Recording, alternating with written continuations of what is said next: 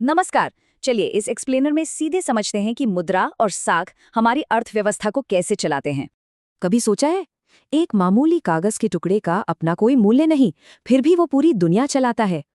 पहले की वस्तु विनिमय प्रणाली में बहुत दिक्कतें थी, पर आधुनिक मुद्रा ने उन सबको बिल्कुल खत्म कर दिया। सबसे बड़ी उलझन थी आवश्यकताओं का दोहरा संयोग। पैसा बीच में आया और ये सिरदर्दी एकदम दूर हो गई। रिजर्व बैंक सरकार की ओर से करेंसी जारी करता है, इसलिए कोई भी इसे लेने से मना नहीं कर सकता। हम अपना अतिरिक्त पैसा बैंक में सुरक्षित रखते हैं। इससे चेक के जरिए कैशलेस भुगतान एकदम आसान हो जाता है। अब देखिए, बैंक पैसा जमा करने वालों और कर्जदारों के बीच एक बहुत ही बढ़िया मध्यस्थ का काम करते हैं। दिलचस्प है, बैंक रोजमर्रा की निकासी के लिए कुल जमा का सिर्फ 15% हिस्सा ही नकद रखते हैं। कर्ज और जमा की ब्याज दरों का यही अंतर असल में किसी भी बैंक की कमाई का मुख्य जरिया है। कर्ज के दो बिल्कुल अलग रूप होते हैं। चलिए इसे सलीम और किसान स्वप्ना की कहानी से समझते हैं।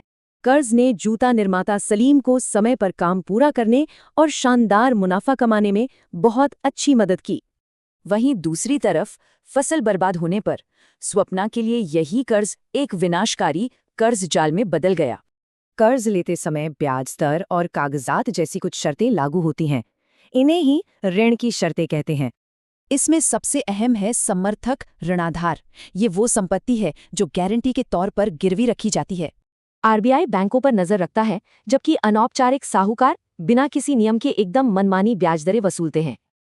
ये आंकड़े देखिए, आज भी 85% गरीब परिवार महंगे और अनौपचारिक कर्ज पर ही पूरी तरह निर्भर हैं।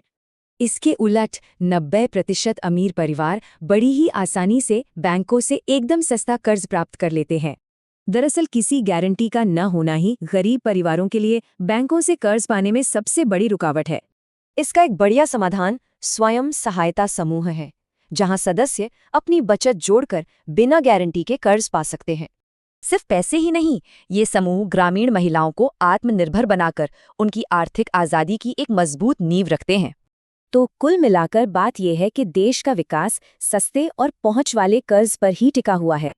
जाते जाते एक सवाल, क्या हमारी बैंकिंग व्यवस्था कभी इस खाई को मिटाकर सच्ची आर्थिक समानता ला पाएगी? सोचिएगा जरूर।